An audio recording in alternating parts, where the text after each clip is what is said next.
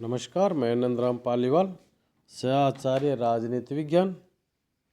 आज इस वीडियो में कौटिल्य के अनुसार गुप्तचर व्यवस्था के और कौटिल्य के युद्ध संबंधी विचारों के बारे में चर्चा करेंगे।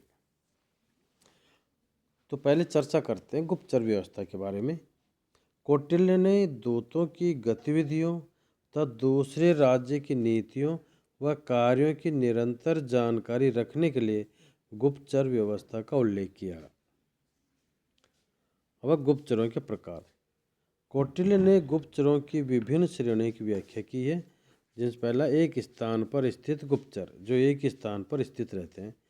उनमें पहला है काप्टिक, दूसरों के रहस्य को जानने वाला, दबंग और विद्यार्थी की वेशभूषा में रहने वाला गुप्तचर। दूसरा उदास्थित, सन्यासी वेशधारी, अपने शिष्यों सहित कृषि, पशुपालन तथा व्यापार के नियत स्थानों में रहकर अपना कार्य करने वाला गुप्तचर। तीसरा गृहपथिक, बुद्धिमान, पवित्र हृदय और गरीब किसान के वेश में रहने वाला गुप्तचर। वैदेहक, बुद्धिमान, पवित्र हृदय, गरीब व्यापारी के वेश में रहने वाला गुप्तचर। अगला है तापस, जीविका के लिए सिर मुंडाए या जटा धारण किए राजा का कार्य करने वाला गुप्तचर होता है, उसे हम तापस कहते हैं। अब ये तो हो गए जो एक स्थान पर स्थित गुप्तचर। अब है भ्रमणशील गुप्तचर। कौटिल्य ने ऐसे गुप्तचरों को संचार की संज्ञा दी है जो घूम घूम कर कार्य करते हैं।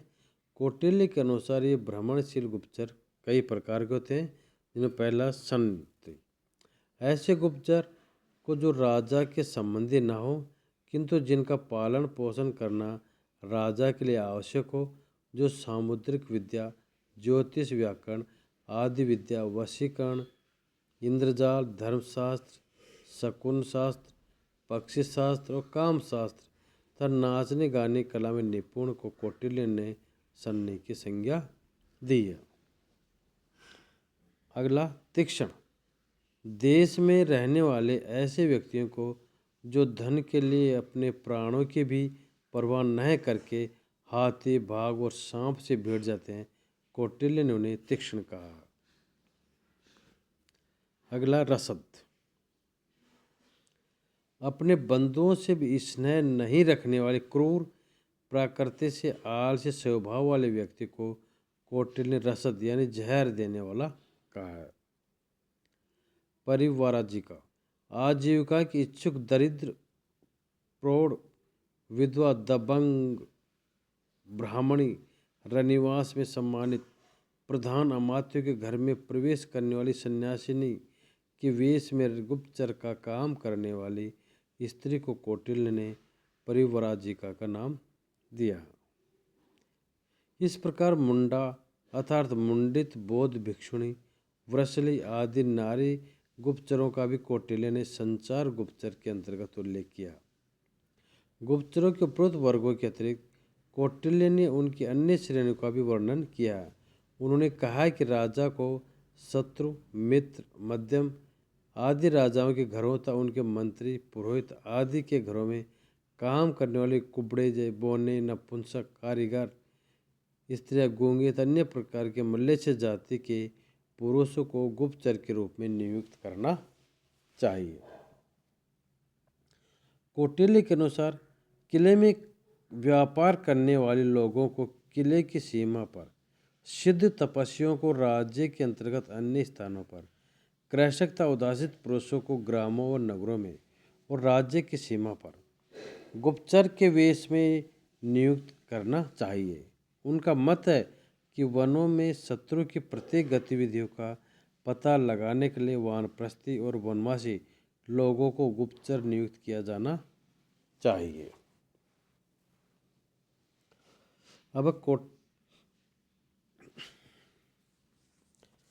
अब गुप्तचरों से प्राप्त सूचनाओं का सत्यापन। कौटिल्य ने शासक को गुप्तचरों से प्राप्त सूचनाओं की सत्यता की जांच करने के पश्चात ही उनके अनुरूप निर्णय लिए जाने पर बल दिया। उनके अनुसार जब 3 गूढ़ पुरुष जो एक दूसरे को न जानते हों एक ही प्रकार का प्रतिवेदन प्रस्तुत करें तभी उसे यथार्थ मानना चाहिए। उनका मत है कि बारंबार परस्पर विरोधी प्रतिवेदन देने पर गुप्तचरों को दंड दिया जाना चाहिए। अब कौटिल्य के युद्ध संबंधी विचार। कौटिल्य ने महाभारत तथा मनुस्मृति के समान युद्ध संबंधी विषयों का विवेचन किया। कौटिल्य ने युद्ध के अवसर, युद्ध के औचित्य, युद्ध के नियमों, युद्ध क्रिया आदि सभी पक्षों पर प्रकाश डाला है। अर्थशास्त्र में युद्ध संबंधी प्रसंगों के अध्ययन से यह भ्रम हो सकता है कि कौटिल्य युद्ध की नीति का समर्थन करते हैं, किंतु वस्तुस्थिति स्थिति इससे भिन्न है। कौटिल्य राजा से अपेक्षा करते हैं कि वह पहले अन्य समस्त प्रकार के साधनों का प्रयोग कर ले, समस्या के समाधान तथा राज्य के हितों की पूर्ति का प्रयत्न करे। युद्ध को कौटिल्य ने अंतिम विकल्प माना है। जब किसी भी तरह से बात नहीं बने तो युद्ध अंतिम विकल्प होना चाहिए। अब पहला युद्ध प्रवृत्ति को प्रोत्साहन। कौटिल्य ने साहसपूर्वक युद्ध करना क्षत्रिय का आवश्यक कर्तव्य माना है। कौटिल्य राजा को आवश्यकता पड़ने पर युद्ध करने से संकोच नहीं करने का परामर्श देते हैं, किंतु वह राजा से यह अपेक्षा अवश्य करते हैं कि युद्ध प्रारंभ करने से पूर्व वह सारी स्थितियों का भली प्रकार आकलन कर ले अथवा परिस्थितियों के अनुकूल होने पर ही युद्ध करे। अब युद्ध के प्रकार। कौटिल्य ने 4 प्रकार के युद्धों का उल्लेख किया। प्रकाश युद्ध। कौटिल्य के अनुसार देश, काल और पराक्रम को निर्दिष्ट करके जो युद्ध किया जाता है उसे प्रकाश युद्ध कहते हैं। कूट युद्ध।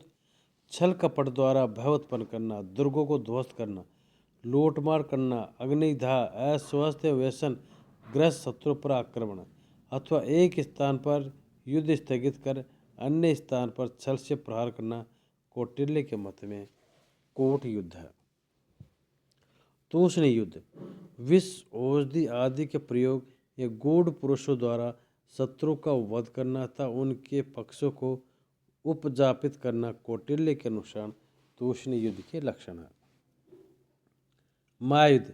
माया युद्ध के अंतर्गत कौटिल्य मुख्यतः छल कपट द्वारा शत्रु की पराजय किए जाने वाले कार्यों का उल्लेख किया है।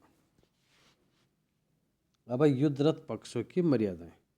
यद्यपि कौटिल्य ने युद्ध के नियमों का व्यवस्थित व विस्तृत विवेचन नहीं किया, तथापि उन्होंने युद्ध के दौरान युद्धरत पक्षों द्वारा मर्यादित व्यवहार किए जाने पर बल दिया। अगला असैनिक और युद्ध। कौटिल्य ने राजा से अपेक्षा की है कि युद्ध में असैनिकों को पीड़ित नहीं किया जाए। वे विजित राज्य में अत्यधिक लूटमार व विध्वंस के भी विरुद्ध थे। उनका मत था कि विजय यीशु राजा को विजित राज्य में उन धर्मयुक्त आचार व्यवहारों का प्रचार करना चाहिए जिनका अब तक वहाँ अभाव था। कौटिल्य के मत में विजेता राजा को विजित राज्य में रह रहे धर्मनिष्ठ लोगों को प्रोत्साहित करना चाहिए तथा अधर्मयुक्त आचार व्यवहारों व अधर्म में प्रवृत्त लोगों पर नियंत्रण के लिए यत्नपूर्वक प्रयत्न करना चाहिए। आहत सैनिक। कौटिल्य ने युद्ध के दौरान घायल सैनिकों पर प्रहार न किए जाने तथा इन्हें चिकित्सा सुविधाएं उपलब्ध करवाने को आवश्यक माना है। अब विजेता राष्ट्र का विजित राष्ट्र के प्रति दृष्टिकोण। कौटिल्य ने युद्ध के पश्चात विजित राष्ट्र के प्रति व्यवहार के संबंध में विजेता राजा को महत्वपूर्ण निर्देश दिए हैं। उनके अनुसार विजेता को सर्वप्रथम विजित राज्य को अपने अनुकूल बनाने का प्रयत्न करना चाहिए और इस उद्देश्य की प्राप्ति के लिए कौटिल्य ने कुछ निर्देश दिए हैं। जिनमें पहला, विजेता को पराजित शत्रु के दोषों को अपने गुणों से और उसके गुणों को अपेक्षाकृत अधिक गुणों से ढक लेना चाहिए। साथ ही उसके गूढ़ पुरुषों को इस प्रकार प्रचार करना चाहिए जिससे प्रजा वर्ग की निष्ठा अपने भूतपूर्व शासक की ओर छटकर विजेता के प्रति हो जाए। इस उद्देश्य की पूर्ति तो देश, ग्राम, जाति तथा संघ मुख्य में पराजित राजा के दुर्गुणों अथवा स्वामी की उदारता और शील स्वभाव का प्रचार किया जाना चाहिए। दूसरा, विजित देश की प्रजा को स्वधर्म पालन करने की पूर्ण सुविधा प्रदान की जानी चाहिए। तीसरा, विजित राज्य की जनता के आचार विचार, सामाजिक व सांस्कृतिक मान्यताओं व रीति रिवाजों को आदर प्रदान किया जाना चाहिए। नंबर 4 है, विजित राज्य के उत्सवों, देवता आदि को मान्यताएं नहीं प्रदान की जाए, वरन पूर्ण रूपेण उनको अपना लिया जाना चाहिए। 5वां है, करों में छूट, अनुग्रह तथा धन सम्मान आदि प्रदान करके वहाँ की जनता को सम्मानित और पुरस्कृत किया जाना चाहिए। 6, दीन व अनाथ व्यक्तियों को अनुग्रहित किया जाना चाहिए। धर्म विरुद्ध या दोषपूर्ण व्यवहार के स्थान पर धर्म सम्मत व्यवहार की स्थापना की जानी चाहिए।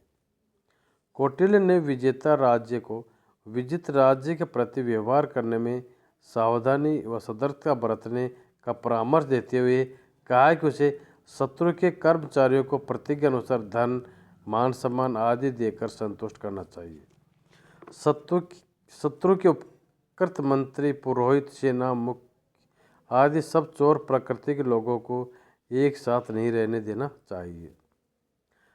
नंबर 3, शत्रु पक्षीय व्यक्तियों को जिनसे विरोध का भय या आशंका हो समुचित दंड दिया जाना चाहिए।